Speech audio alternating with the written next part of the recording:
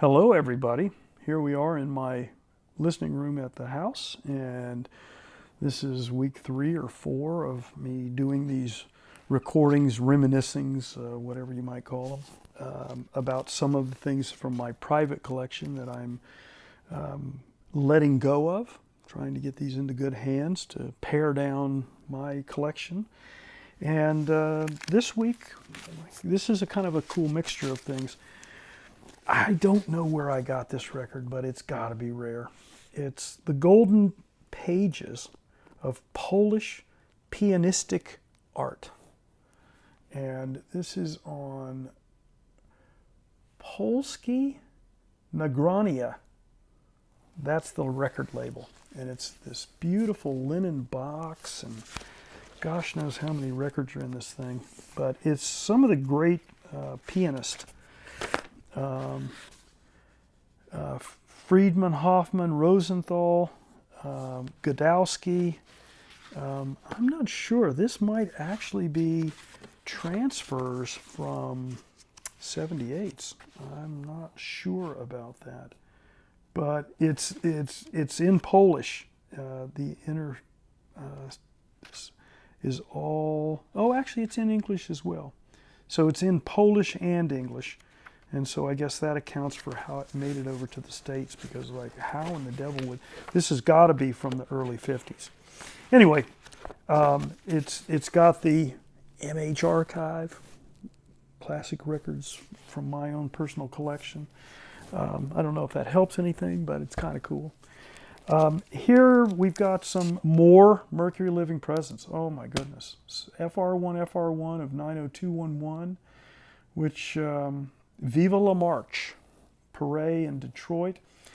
Interesting thing I wanted to show you, this band on the front, which we leave in place, it looks like it says 3.5. It doesn't say what year it was, but this is probably from the 60s.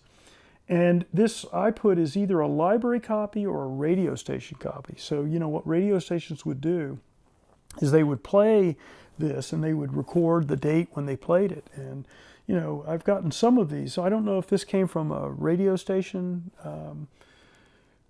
collection or whether it might have come from a library collection. And the same thing, in the old days, you could go to the library and check records out. Sometimes you could take them home, but more often than not, the library had a turntable, and you could go and listen with headphones in the library. So it might be one of those, but this is a first pressing, FR1 Mother, color jacket, and as far as we can tell here, it was played once.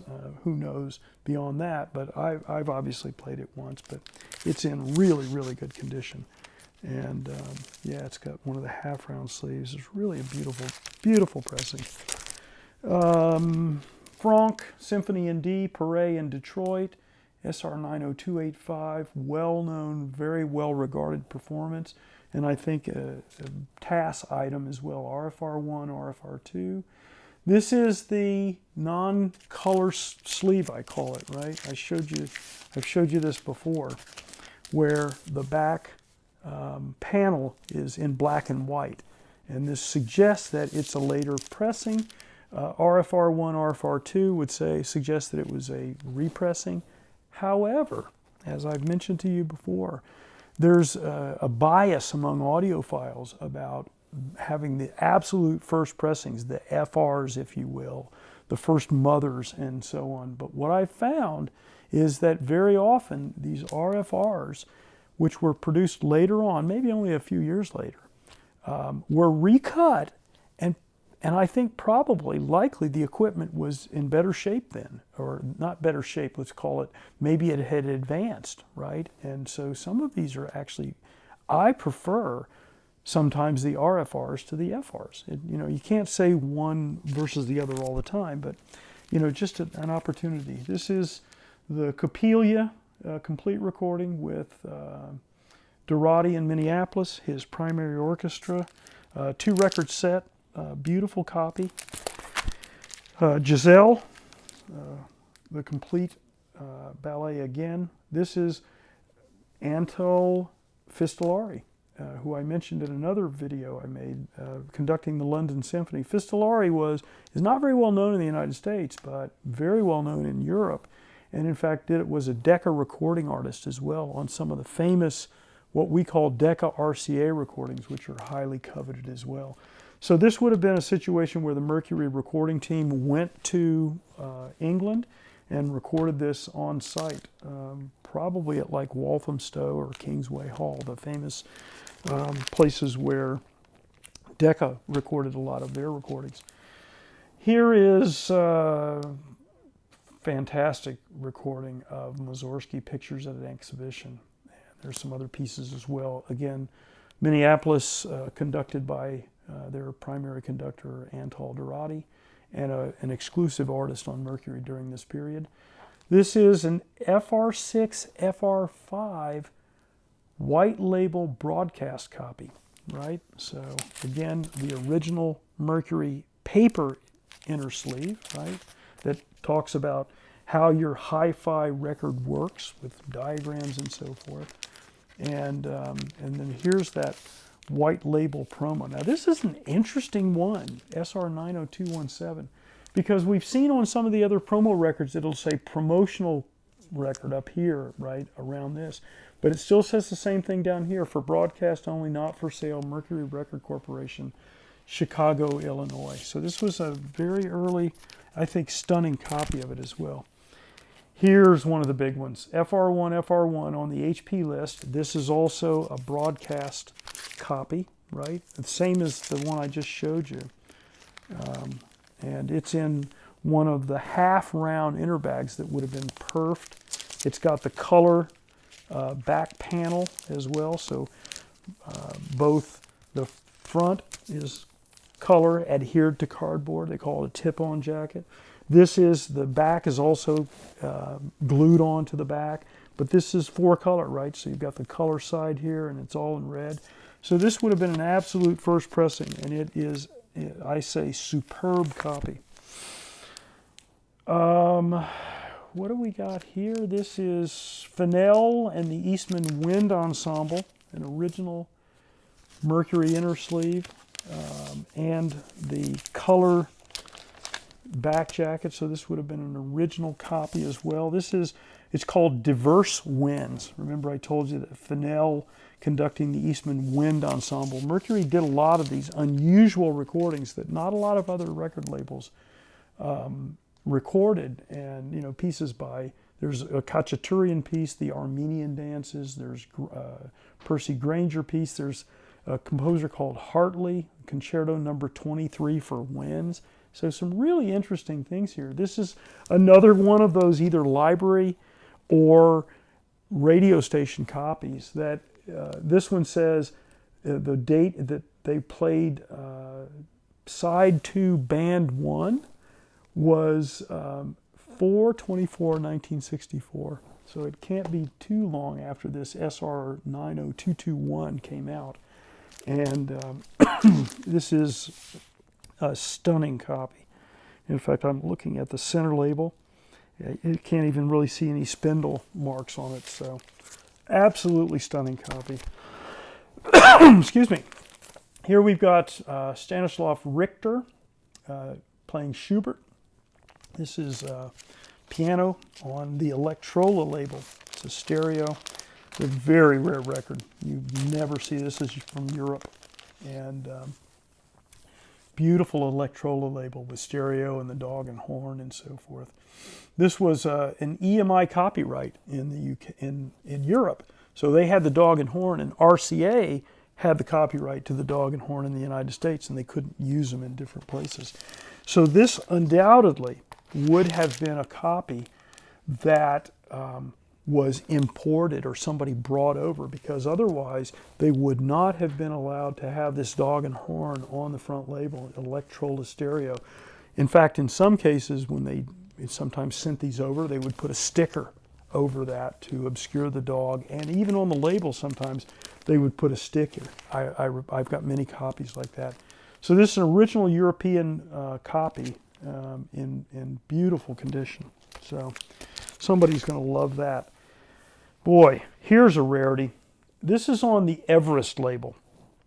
And you guys might recall, I've talked about Everest pressings before, that Everest took up the Mercury Living Presence approach with the 3 microphones. This guy called Bert White was hired by Everest, and Bert knew about the Mercury recordings and how they were recorded. He was an engineer. So he used the 3 mic technique, and the early Everest were on 3-track half-inch tape, like Mercury, like RCA. And then when Mercury went to 35 millimeter, Everest also went to 35 millimeter. And I remember Wilma was still 50 or 60 years later was unhappy about that, felt like that they had pioneered this and other people had copied it. And, I remember saying to her, and I don't think it landed so well, that, imitation is the best form, the best compliment one can get. But in any event, here we've got, this is a very rare record. There's 15 sonatas for violin and harpsichord. And the performer is Henri Timaka and Malcolm Hamilton on harpsichord. A 3-record set. It's got a nice little printed brochure inside, original with the numbers and so forth. And I love this, the Everest label, very colorful at this time. They have like a faux drawing of Mount Everest, and pretty nice colors. This company, by the way, Everest, was based in, of all places, Hollywood, California, right? So again, very rare record, so be on the lookout for that. Here we've got very desirable recording of the Alan Pedersen Symphony No. 7, Stockholm Symphony, Antal Dorati, right? So at this point in time, this is on the Decca record label, and I don't know which pressing. This is an FFSS. Looks like a second pressing, but in stunning condition, right? Original Decca inner sleeve, which was paper with a bag inside of it. And yeah, I think I had more than one copy of this. I'm pretty sure I kept one in my collection. But, these Decca recordings are incredible as well. Oh boy, here we go. Millstein. 2 different copies of the same recording, right? You can see the difference. This is an original copy, and this is a reissue from some years later. You can see the difference in the label. This is an Angel pressing on the Angel label, and this is the original Capitol pressing. Look at the Capitol stereo mics. They made their own microphones back in the day, and this is an original copy of that. And I'm just looking at this. This is an absolutely stunning copy. But what's interesting is that I compared these 2 copies, and I think that the original copy is better, but I have to say I was impressed with the reissue as well. They did a very, very nice job, and often what you find on reissues by the original label is that they were done later on, and very often they're quieter. As time went on, I think vinyl formulations got better. So I've actually got here Sell Together as a comparison, original versus reissue. I'm not sure that's how they're listed, but this is something that I think is very instructive, to have an original copy and a reissue. And of course, this is an absolute famous recording of Millstein playing the Tchaikovsky Violin Concerto in D with William Steinberg conducting the Pittsburgh Symphony Orchestra. A lot of Millstein recordings done with Steinberg. And this is a very, very collectible record in stereo. And this set, if it's sold that way, will probably go for really good money. Oh, here we got some really crazy things. So let me start in this order. So here's Miles Davis Kind of Blue, right? Which probably people know the story that Classic Records was the first label that Sony, who bought Columbia, ever allowed to put this record out, licensed and put out on vinyl. Of course, got the original artwork, and this was the first issue. In fact, this comes from my personal archive. the MH Archive, number 2 of 5. And what we did was we put it out in an unusual way. It's a 2 LP set. So side 1 is the original side 1 with So What, Freddie Freeloader, and Blue and Green at the original speed. And side 2 is at the original speed. Now, what do I mean by that? Well, the original speed on side A of this record was recorded. The machine was running too slow, so it was running just under 15 IPS. And so when they went to do the transfer from 3-track to 2-track, and they used the 2-track recording then to make the record, they played it back on a machine that was running true at 15 inches per second. So now all the music on that side was about a quarter of a tone or an eighth of a tone, I think, sharp. And it was always that way because all of the records cut off of that were made of this best-selling jazz record of all time were made from that 2-track tape that I just described, that side A of which was too fast, until it was discovered many years later by a guy called Phil Schaap.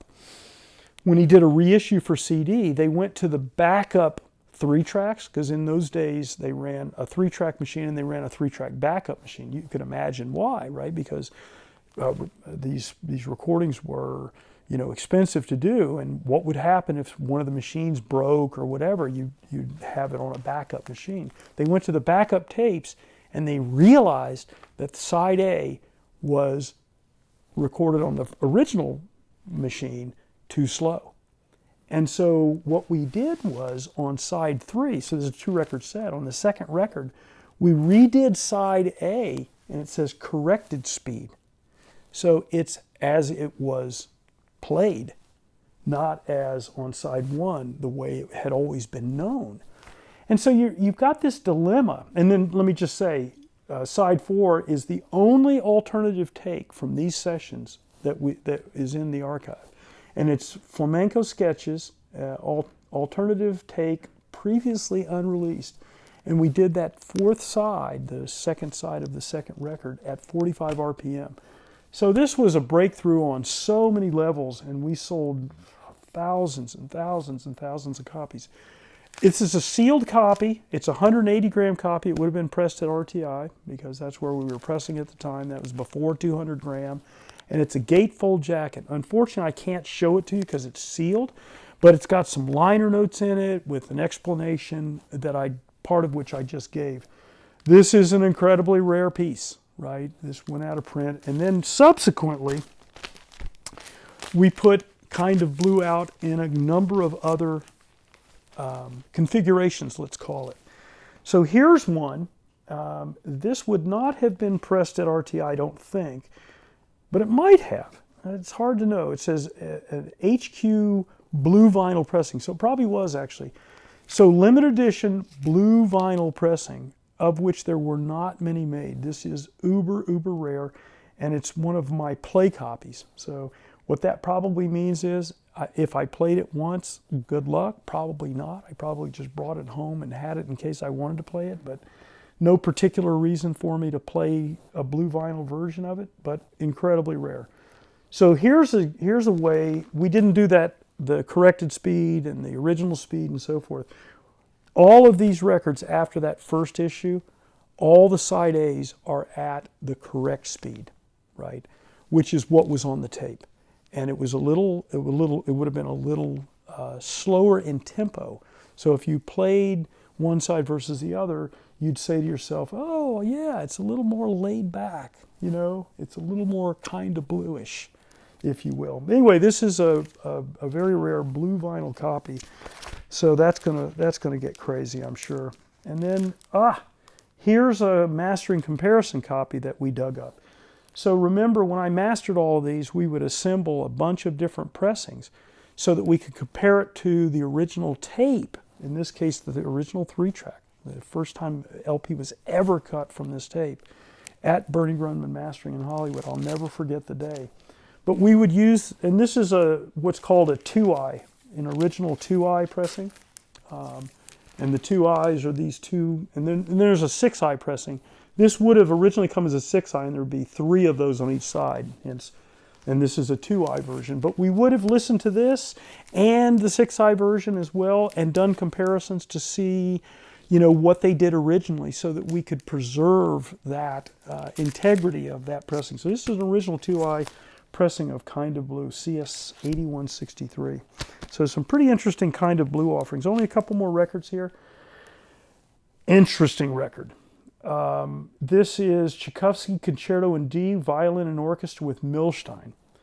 And Friedrich Stock conducting the Chicago Symphony Orchestra. And this is one of those original entree records.